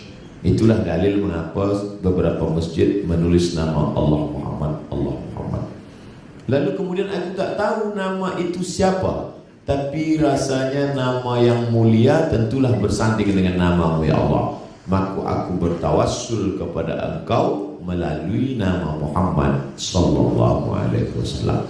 Kisah ini disebutkan oleh Sayyid Ahmad Sayyid Muhammad bin Alawi bin Abbas Al-Hasani Al-Maliki dalam kitab Mafahim Yajib An-Tusahhah. Bahkan Ibnu Taimiyah dalam kitab Majmu' Fatawa menyebutkan beberapa hadis tentang Adam minta ampun kepada Allah dengan menyebut Muhammad sallallahu alaihi wasallam. Jadi persaksian bahwa la ilaha illallah, tiada Tuhan selain Allah, bahwa Muhammad Rasul utusan Allah sudah ada sejak Adam alaihissalam berdasarkan riwayat-riwayat yang sahih. Yang menjadi masalah adalah syariatnya berbeda. Makanya kata Allah, likullin ja'alna minkum syir'atan wa minhaja. Setiap nabi-nabi itu kami jadikan syariat yang berbeza. Salat zaman Nabi Sulaiman tak sama dengan salat dengan zaman Muhammad SAW. Makanya banyak menyebut Nabi Sulaiman meninggal ketika sedang salat, padahal dia berdiri. Ketika lapuk tungkatnya dimakan rayap, dia jatuh. Kalau begitu salat zaman Nabi Sulaiman itu tak ada rukuk sujud, dia tegak saja berdiri. Sedangkan zaman Nabi Isa alaihissalam sujud. Itulah mengapa kita lihat pemimpin-pemimpin tokoh Kristian begitu sampai ke suatu kawasan dia sujud. Sedangkan syariat sempurna zaman Muhammad SAW, semua solat dalam nabi-nabi itu disatukan dalam solat Muhammad SAW. Makanya solat Nabi Muhammad ada tegak, ada ruku, ada sujud, ada tasyahud, ada salam. Maka innama, kata Allah SWT, al-yawma akmaltu lakum, hari ini kusempurnakan alaikum ni'mati wa raditu lakumul Islam madinah. Syariat berbeza tapi akidahnya tetap satu, la ilaha illallah Muhammad Rasulullah. Disempurnakan setelah datangnya Muhammad dalam bentuk yang zahir, yang nampak, kedatangan Muhammad anak Abdullah bin Abdul Muttalib bin Hashim bin Abdi Manaf yang dilahirkan manusia bernama Aminah, lalu kemudian dalam bentuk yang nyata membawa syariat-syariat tadi yang disusun oleh ulama fiqh, salat, zakat, puasa, haji, jual beli dalam bidang disebut dengan fiqh. Dan sunnah yang kedua tadi. Wallahu a'lam. Terima kasih. Kita masih buka ruang lagi. Silakan dokter. Assalamualaikum. Mohon bersedia. Waalaikumsalam. Assalamualaikum warahmatullahi wabarakatuh. Waalaikumsalam. Saya Abdul Halim Abbas ingin bertanya kepada Ustaz tentang gelombang serangan pada Ustaz sekarang. Saya nampak hebat dalam YouTube. Jadi bagaimana perasaan Ustaz menghadapi hal ini?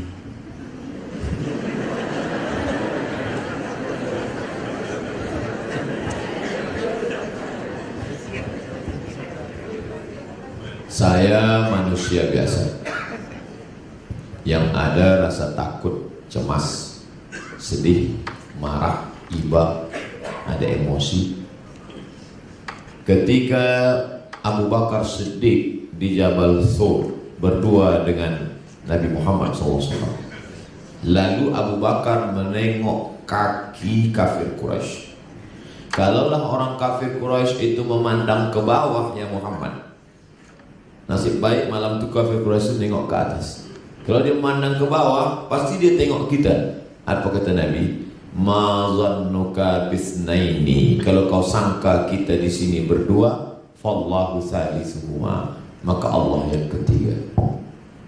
Apa pelajaran dari kisah hijrah itu? Bahwa orang selevel Abu Bakar pun tetap ada takutnya. Abu Bakar, apalagi Abu Somad.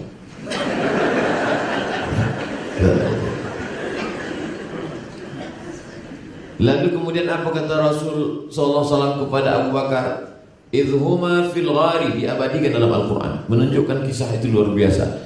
Idhuma fil ghari, ketika mereka berdua di dalam gua, idh yaqulu li sahibihi, ketika dia berkata kepada sahabatnya, la tahzan, yang dijadikan ayat Al-Qarni judul buku, don't be sad.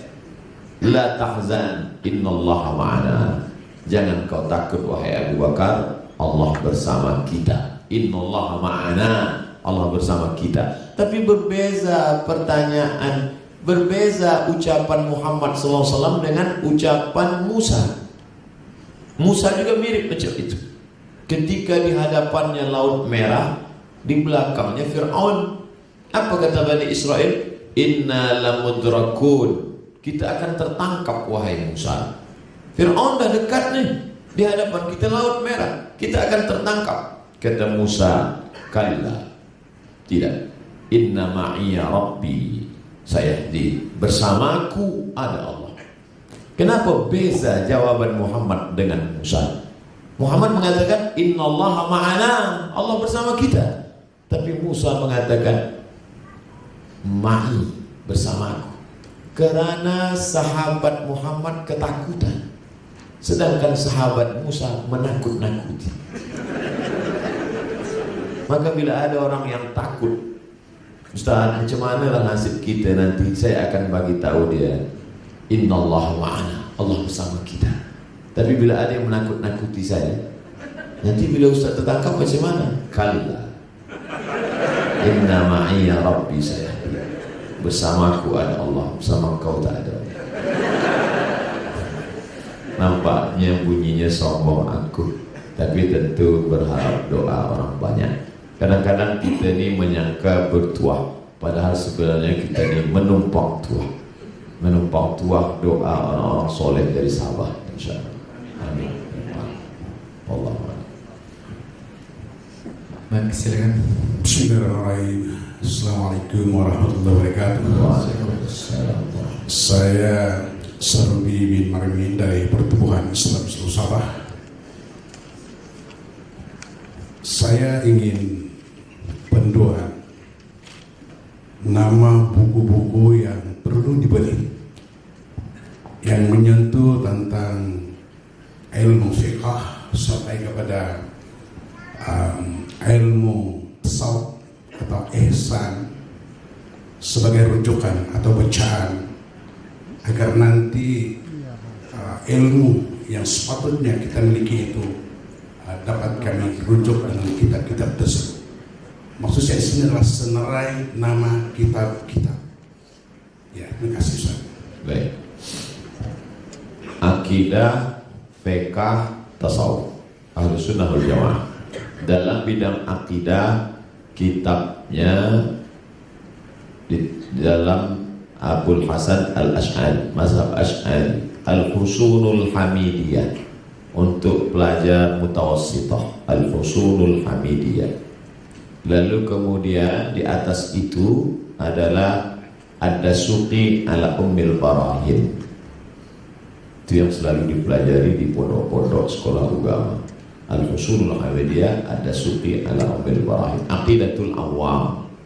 Tapi bila yang nak simple, bahasa Melayu, bahasa Indonesia, ditulis oleh Kiai Haji Idrus Romli, sifat 50, sifat 20 dengan lawannya sekali, kemudian sifat jaiz, sifat mustahil, sifat wajib, semua dia kumpulkan 50, sifat 50, untuk supaya mudah yang bahasa Melayu.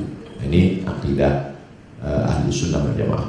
Dalam bidang fiqh, asas sekali matan takrib.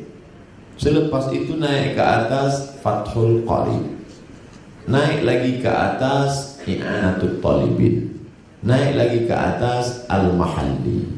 Kalau nak lebih besar lagi, Al-Majmu' Syarah Muhazzab, induk-induk asas. Ada pun kitab-kitab lain sebagai kitab-kitab tambah.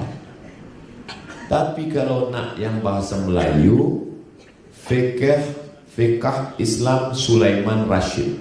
Sulaiman Rashid daripada Azhar University, orang Lampung, Sumatera, tahun 1935. Dia dah dapat syahadah alamiah. Dan masa dia menulis itu, Buya Hamka Haji Abdul Malik Karim Amrullah bagi muqaddimah. Maksud dibaca oleh Abdul Karim Amrullah, buku ni sangat baik. Apa kata Hamka? Andai aku menulis, belum tentu bahasanya sebaik ini. Pujian Hamka.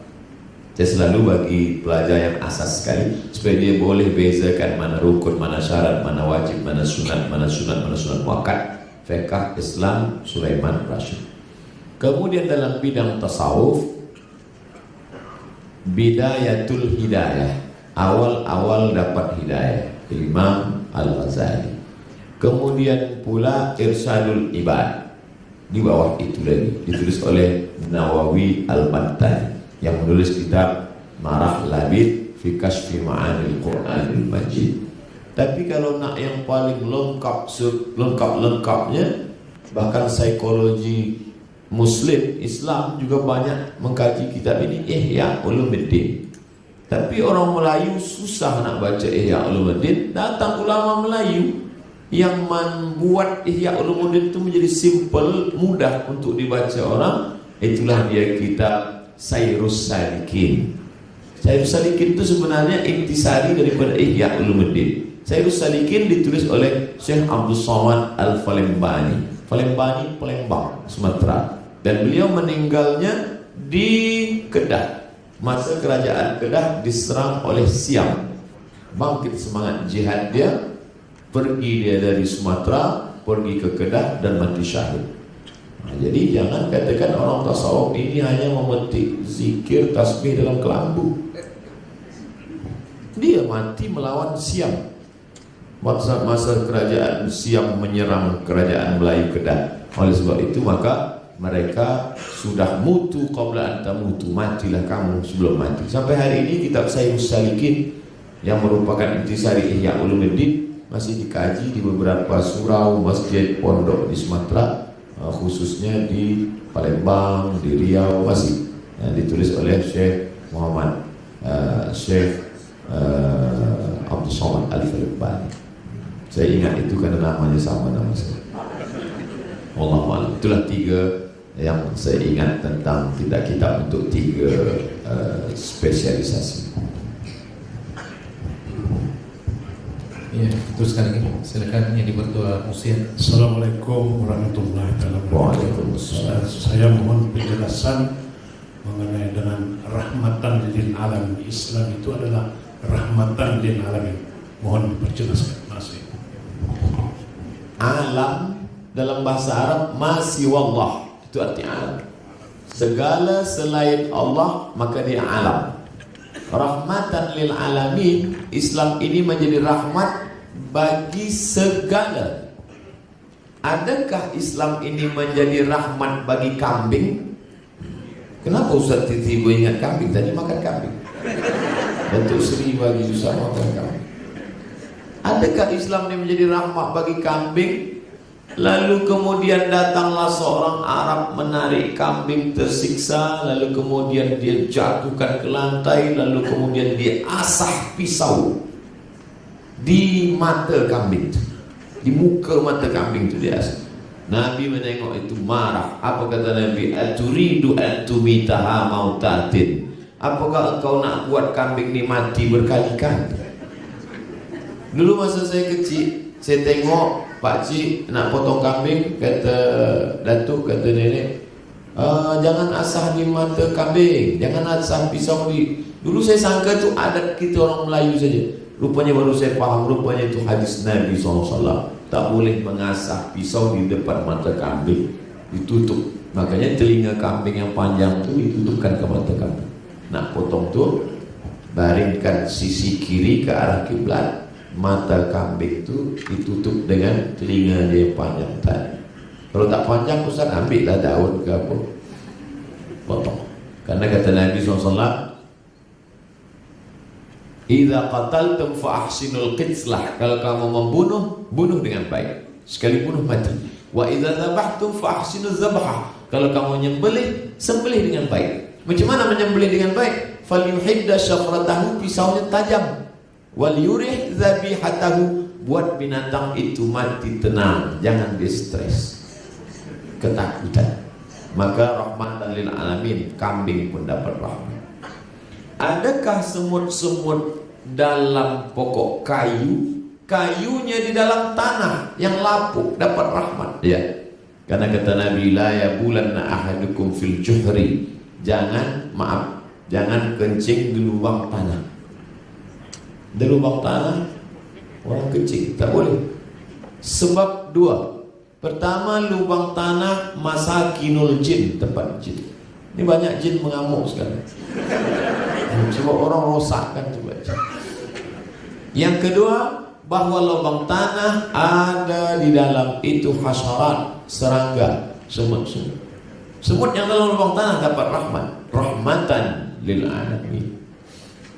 Sekarang saya ditontonkan video-video bagaimana orang menyiksa, membunuh binatang. Ada ditembak otak, ada di dalam Islam tak boleh bunuh binatang. Datang seorang sahabat menghidupkan api di sarang semut. Dihidupkan. Nabi menengok, Nabi marah, kata Nabi, la yu'adzibu bin nar illa rabbun nar. Tak boleh menyiksa dengan api kecuali Rabb, pemilik api, Allah Subhanahu wa taala. Adapun bila dia mengganggu, boleh bunuh, sekali pukul mati. Uqtulul aswadaini fi shalah, bunuhlah dua yang hitam walaupun kau sedang sembahyang. Allahu akbar. Nampak dua yang hitam, bunuh. Dua yang hitam itu ular dengan kala. Handphone tak? Sebab saya dulu di Maghrib ada sembahyang, berbunyi handphone, dia mati. Lepas sembahyang kawan tanya, kenapa awak matikan handphone? Bunuhlah dua yang hitam walaupun sembahyang. Wah, ini tak betul. Ini qiyas ma'al farik. Tak boleh dikiaskan binatang dengan handphone. Sebelum sembahyang itu matikan dulu, bukan sedang sembahyang. Saya tak cerita tentang manusia. Kalau kepada binatang begitu rahmatnya, apalagi kepada manusia. Satajiduna rijalan fis sawami. Khutbah Nabi masa melepas tentera ke Mu'tah. Ada satu kawasan namanya Mu'tah. Nanti kamu akan merebut Mu'tah. Satajiduna rijalan fis sawami. Kamu akan berjumpa dengan orang-orang yang di temple, church, padri, pendeta. La ta'ridu lahum, jangan ganggu mereka. La taqtulu sabiyan murdi'a, jangan bunuh budak kecil. Wala syaikhan faniya, jangan bunuh orang tua renta. La tahdimu buyuta, jangan rusak, jangan rosakkan rumah. La taqta'unna syajaratan, jangan cabut pokok kayu. La ta'qiranna nakhlan, jangan potong pokok korma, karena korma makan mereka. Mana akhlak ini? Oleh sebab itu, seorang perempuan bernama yang menulis buku History of God, kemudian dia tulis bestseller, dia tulis buku satu lagi History of Prophet Muhammad. Di situ dia sebutkan Karen Armstrong. Di situ dia ceritakan bagaimana dulu ketika mereka merebut Palestina, Baitul Maqdis, seorang penguasa non-muslim berjalan di atas sungai Dar. Dia sembelih manusia sampai kudanya boleh berenang dalam lautan darat. Tapi manakala Islam mengambil kekuasaan Palestina dengan aman dan damai, kunci pintu Palestina diserahkan kepada Sayyidina Umar ibn al-Khattab. Saya tak nak bagi kunci Palestina kecuali langsung kepada Umar bin Khattab. Bila orang lain saya tak nak, sebab dia nak tengok Umar tu macam mana. Dia sangka Umar bin Khattab akan datang dengan baju sutra, dengan baju emas, dengan tiba-tiba dia tengok dari kejauhan ada dua orang naik unta. Dua orang, satu di bawah, satu di atas. Sudah dekat, dia tak tahu yang mana Umar bin Khattab. Sedang Umar dengan hamba sahaya dia berganti-gantian. Bila aku letih, aku di atas, engkau di bawah. Ya, kita berganti. Dah dekat ke pintu Palestina, kebetulan masa itu giliran Umar di bawah, budaknya di atas. Terkejutlah sang pemegang kunci Palestina. Inikah Umar bin Khattab itu? Iya. Ternyata mereka dimuliakan, dihormati bukan kerana yang lain-lain, tapi kerana ada rasa takutnya dalam hati kepada Allah. Ada rasa takutnya dalam hati kepada Allah. Rasa takut itulah yang membuat musuh itu takut, getar. Nuzirtu birrahbi, nusirtu birrahbi masirata syahrin, kata Nabi. Aku diberikan Allah pertolongan, musuhku takut dalam perjalanan sebulan. Sebulan lagi Nabi belum sampai, musuh sudah ada rasa takut. Itu juga yang dialami Umar bin Khattab. Sebulan lagi Umar nak sampai, musuh sudah takut. Tapi saya cakap dia, musuh saya tak takut. Wallahualam.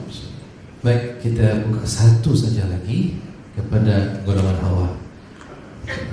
Bismillahirrahmanirrahim. Assalamualaikum warahmatullahi wabarakatuh. Waalaikumsalam.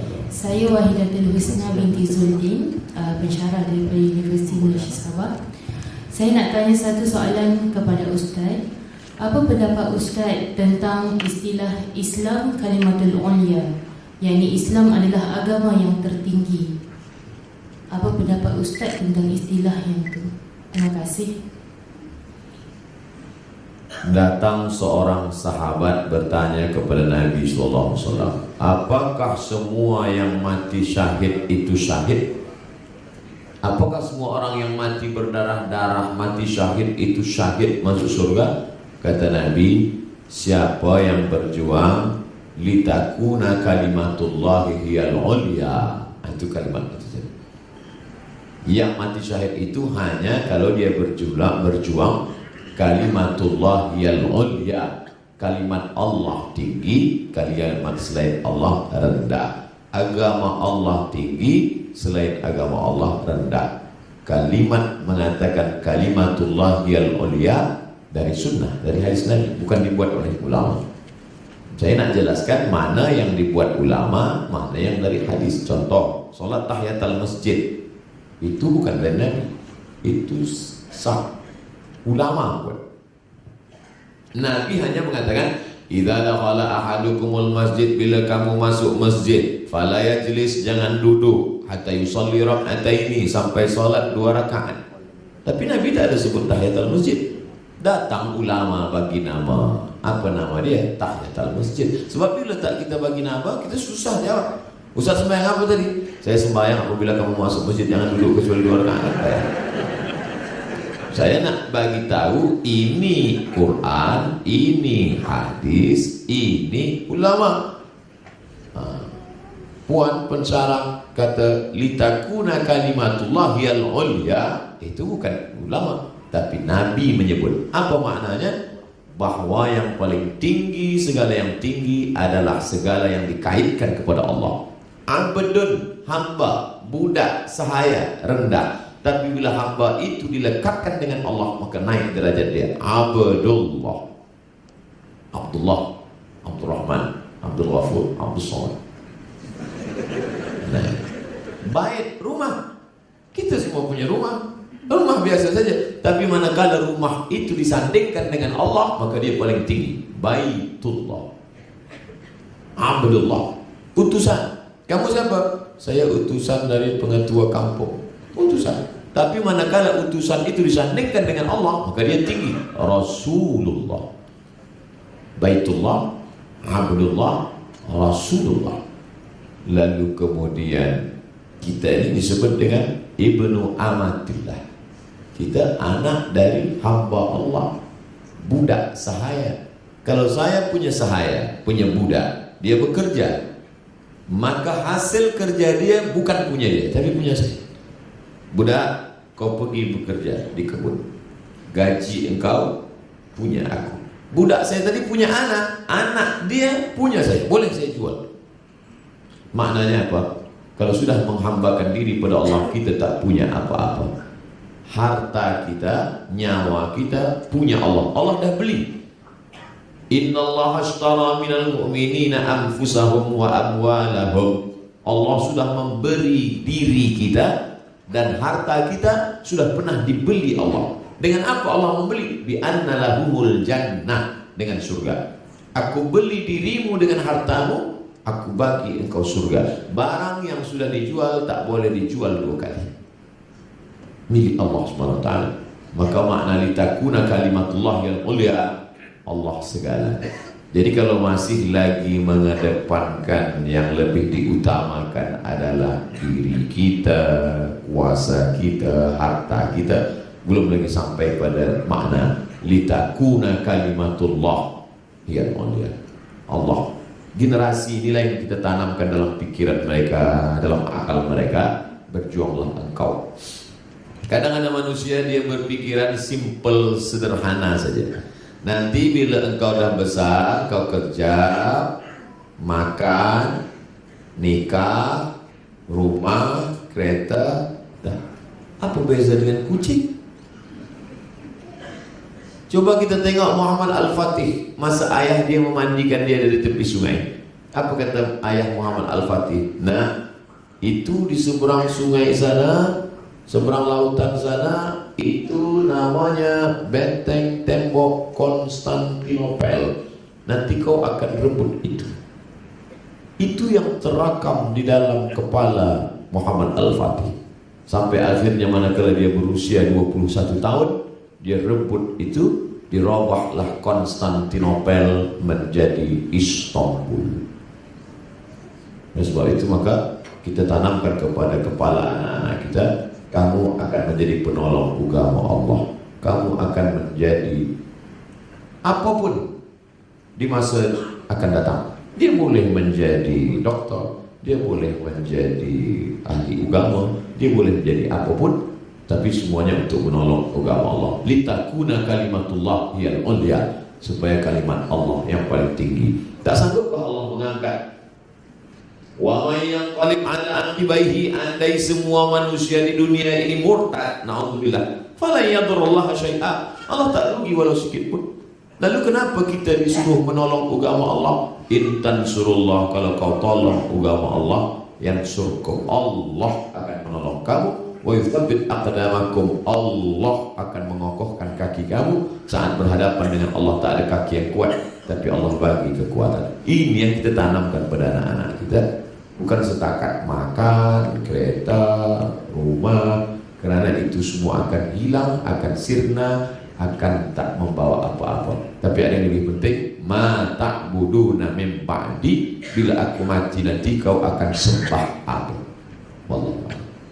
Baik, terima kasih Yang Mulia Ustaz telah berkongsi soalan-soalan anda. Saya percaya masih banyak yang tuan-tuan dan puan-puan ingin ajukan soalan, namun kita tetap menyediakan program bicara dakwah bersama dengan Yang Mulia Ustaz Samad ini, dan insyaAllah besok pagi kita akan bersama lagi dengan Ustaz di Masjid Bandaraya Kota Kinabalu selepas subuh, dan pada sebelah pagi 9 pagi antara 9 pagi hingga 12 tengah hari bicara umum di Dewan Saadah Wisma Muiz Kota Kinabalu, dan pada malam insyaAllah kita akan bawa secara istimewanya Yang Mulia ke pekan ataupun daerah Papar yang mana bersempena dengan amal hijrah sebutan mereka daerah Papar.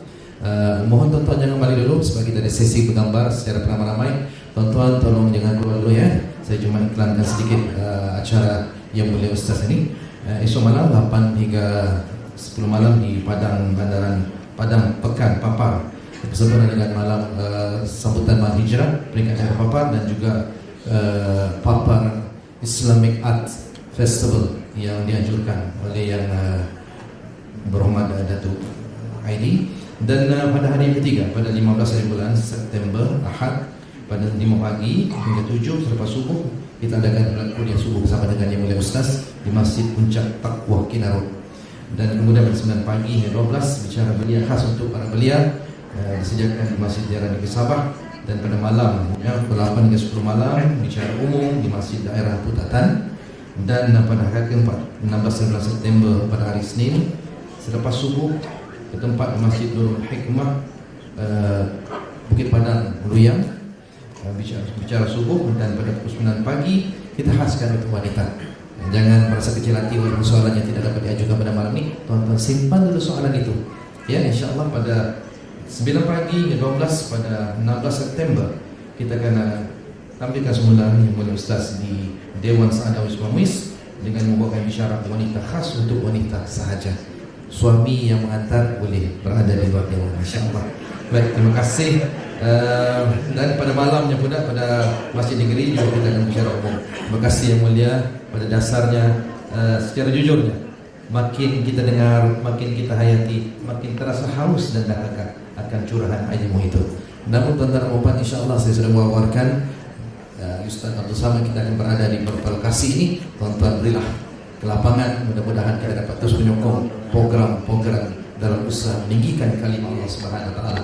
Dan itu saya jemput semula lagi para pengiring Yang Mulia Ustaz untuk dapat bersama-sama mengiring Yang Mulia Ustaz Samad kembali kursi utama untuk kita mengadakan sesi bergambar bersama-sama dengan yang amat berbahagia Tuan Puan, yang amat berhormat Ketua Menteri, dan yang amat berbahagia dengan Sri Panglima, isteri Ketua Menteri, dan seluruh div-div kehormat kita. Mohon tuan-tuan jangan bergerak dulu, kita ada sesi bergambar beramai-ramai dengan Yang Mulia Ustaz. Silakan pengiring kita bersama-sama dengan pengiring Yang Mulia Ustaz.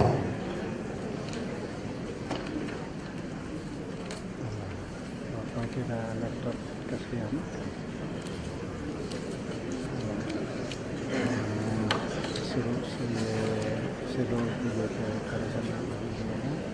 Kita jemput para juru kamera untuk berada di pentas utama untuk memberikan shoot yang terbaik untuk sesi fotografi ini. Terima kasih atas perkongsian ilmiah. Dijemput ya. Tonton yang bergerak dulu. Mari kita sama-sama rakamkan kenangan yang paling terindah ini. Mudah-mudahan akan terus terlakar sepanjang zaman. Insyaallah.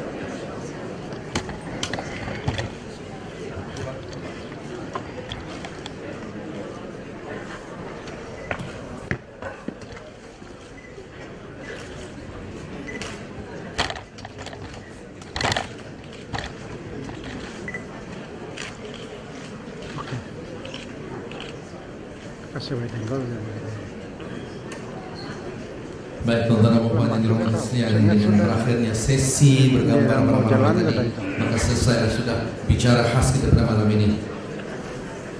Dan insyaAllah kita bertemu dalam lokasi-lokasi yang telah saya bawakan. Tuan-tuan dan puan yang dirahmati sekalian, diumumkan keberkatan yang amat berbahagia Tok Puan Datuk Seri Panglima Dr. Haji Nurida Tan Sri Datuk RM Jasni beredar meninggalkan majlis.